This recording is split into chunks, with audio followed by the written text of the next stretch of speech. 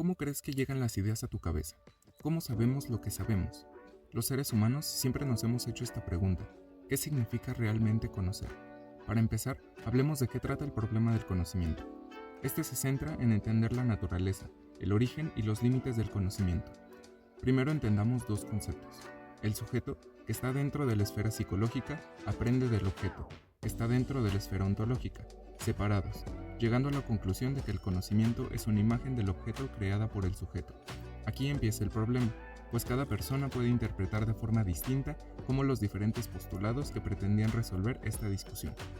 En el dogmatismo, el sujeto sí aprende, pues el conocimiento no representa una relación.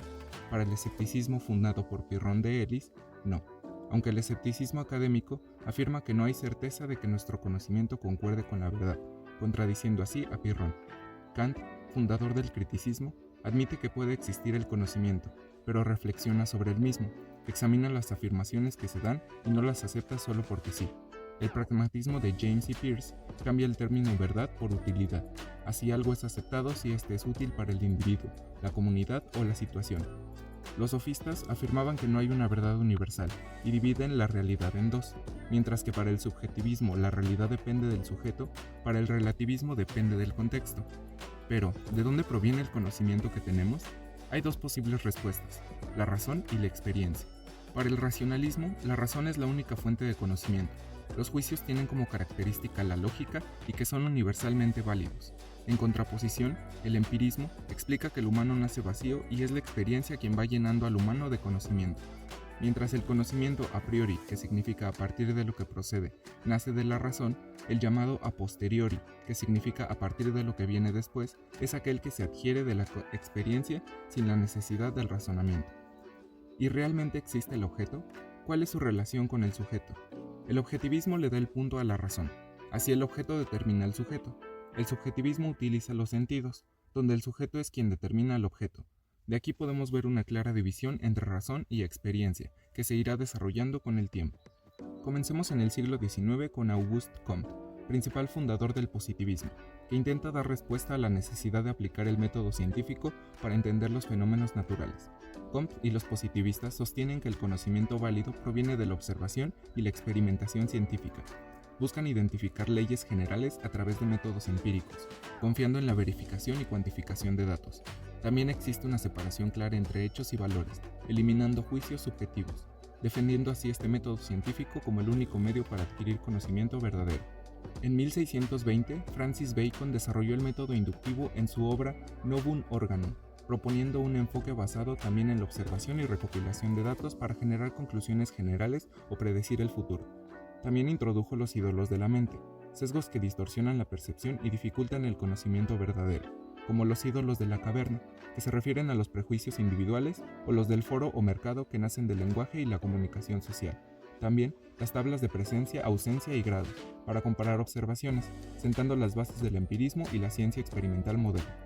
Por otro lado, David Hume, en su obra Concerning Human Understanding de 1748, cuestiona la lógica de la inducción, argumentando que las inferencias inductivas basadas en observaciones pasadas no tienen justificación racional para predecir el futuro.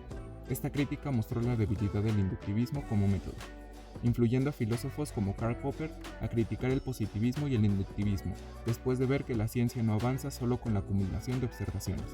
En la lógica de la investigación científica de 1934 propone el falsacionismo como alternativa, afirmando que la ciencia no avanza por confirmación sino por refutación de hipótesis. Estas deben formularse de manera que puedan ser probadas falsas por la experiencia. Si una sola observación contradice la teoría, esta se considera falsa, estableciendo así la falsabilidad como criterio clave para distinguir las teorías científicas. Cuando una teoría resiste los intentos de falsación, se considera provisionalmente válida. Thomas Kuhn, en su obra La estructura de las revoluciones científicas de 1962, propone el historicismo afirmando que el desarrollo científico debe entenderse en su contexto, pues este está influenciado por factores históricos y culturales. También rechaza la idea de un método científico universal y objetivo, afirmando que cada periodo histórico tiene su propio enfoque de lo que es la ciencia, paradigmas. Un paradigma es un conjunto de creencias, métodos, valores, teorías, etc., que comparten los científicos de una época y definen cómo se entiende y se investiga un campo en específico. Contiene explicaciones de leyes que fundamentan las ciencias y define cuál no lo es. Según Kuhn, el desarrollo de la ciencia ocurre en fases que van desde la ciencia normal hasta las revoluciones científicas, con los paradigmas desempeñando un papel fundamental en cada etapa. Empecemos con la ciencia normal. Durante esta fase, los científicos trabajan bajo un paradigma dominante, resolviendo problemas específicos, aceptando teorías y métodos básicos sin cuestionarlos, enfocándose en expandir el conocimiento dentro de este marco preestablecido. Kuhn plantea que la ciencia avanza en gran medida gracias a la ciencia normal, porque los científicos se concentran en problemas detallados, pero esto también puede llevar a la resistencia de nuevas ideas. Anomalías y crisis. Con el tiempo pueden surgir anomalías, resultados que no se ajustan al paradigma actual. Si estas persisten y no se pueden explicar dentro del marco del paradigma, se genera una crisis. Esto cuestiona el paradigma dominante, lo que lleva a buscar alternativas. Revolución científica. Cuando esta crisis se vuelve insostenible, puede surgir un nuevo paradigma que ofrezca una explicación más completa de los fenómenos. Un cambio de paradigma implica no solo nuevas teorías, sino también nuevas formas de ver y entender la realidad. El concepto de paradigmas de Kuhn ha tenido una gran influencia en la filosofía y sociología de la ciencia, desafiando la visión acumulativa y lineal del progreso científico y mostrando que el cambio en la ciencia es discontinuo y a menudo revolucionario. Los programas de investigación de Lakatos, presentados principalmente en su obra The Methodology of Scientific Research Programs de 1978, surgen como una propuesta de reconciliación entre Karl Popper y Thomas Kuhn. Mientras Popper sostiene que las teorías deben ser falsadas de inmediato cuando aparecen evidencias en contra, Lakatos propone que deben ser evaluadas en conjunto. Y aunque se basa en el concepto de paradigma de Kuhn, este considera que el cambio en los programas de investigación es racional y acumulativo, contrario a las rupturas irracionales que Kuhn ve en los cambios paradigmáticos. Aparte de que evita evaluar las teorías científicas de forma aislada, los programas de investigación se caracterizan por un núcleo firme, constituido por los principios fundamentales que no pueden ser cuestionados o falsados directamente sin abandonar el programa. Un cinturón protector, compuesto por hipótesis auxiliares modificables y ajustables, que protegen al núcleo de los ataques experimentales. Y estrategias de desarrollo, distinguiendo los programas en progresivos, cuando el programa predice nuevos hechos y es capaz de expandirse, y degenerativos cuando solo ajustan hipótesis para explicar resultados pasados sin producir nuevas predicciones. En su obra La estructura de las revoluciones científicas de 1962, Philip Kitcher analiza cómo los científicos toman decisiones individuales basadas en información local, intereses propios y la dinámica de la comunidad en la que trabajan. Cada investigador elige qué hipótesis explorar, qué experimentos realizar y qué teorías apoyar. Kitcher argumenta que el cambio científico es el resultado de pequeñas interacciones entre científicos, pues las decisiones individuales se entrelazan con la red de comunicación científica. Las publicaciones, conferencias y discusiones académicas crean un flujo de información que guía el consenso en torno a teorías o modelos. Un punto clave es cómo los científicos evalúan el riesgo y la recompensa. Algunos optan por soluciones conservadoras, mientras otros eligen cambios más riesgosos que pueden revolucionar el conocimiento. El progreso científico no es lineal ni exitoso en cada caso. Según Kitcher, incluso los errores son fundamentales porque enriquece el debate y ayudan a eliminar ideas menos efectivas. La ciencia avanza gracias a la suma de pequeñas contribuciones, decisiones estratégicas y debates colectivos. Pero, ¿cómo podemos evaluar el éxito de una teoría científica? Uno de los pensadores que cambió nuestra forma de entender esta pregunta fue Larry Laudan. Introdujo su concepto tradiciones de investigación como una alternativa a los paradigmas de Kuhn.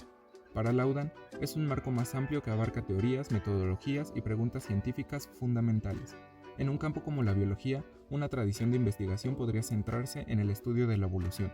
Dentro de esta, surgen múltiples teorías como la selección natural de Darwin o la genética mendeliana. Aunque estas teorías pueden cambiar o ser reemplazadas, la tradición sigue proporcionando la base para investigar más preguntas. Para Laudan, el progreso científico no se mide solo por cuán cerca estamos de la verdad, sino por la capacidad de resolver problemas.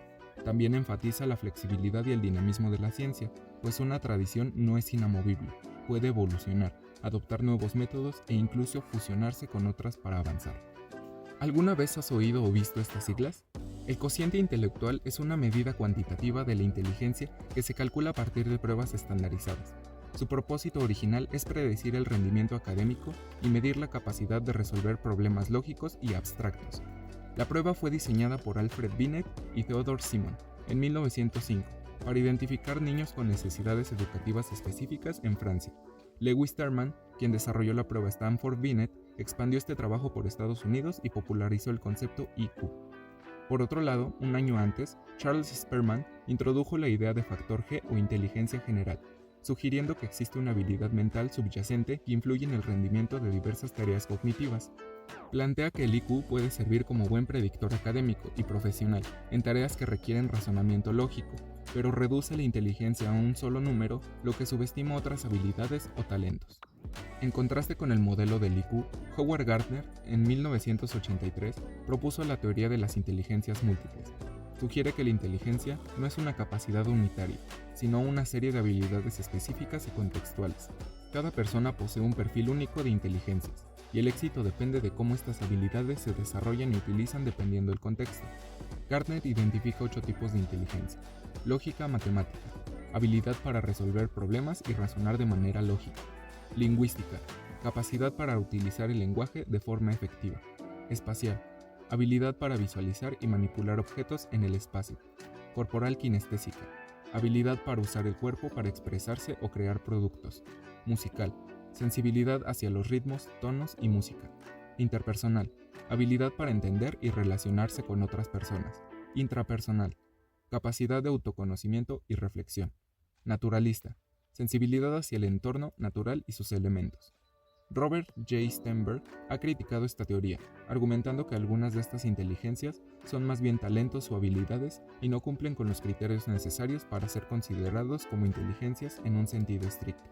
El conocimiento y su evolución representa un viaje continuo y complejo que refleja las capacidades y limitaciones humanas, desde los cuestionamientos filosóficos sobre lo que significa conocer, pasando por las teorías que han modelado nuestra comprensión del mundo, hasta las múltiples formas en que concebimos la inteligencia. Nos muestra que el saber no es absoluto ni lineal, más bien es un mosaico construido a partir de paradigmas, críticas y revoluciones.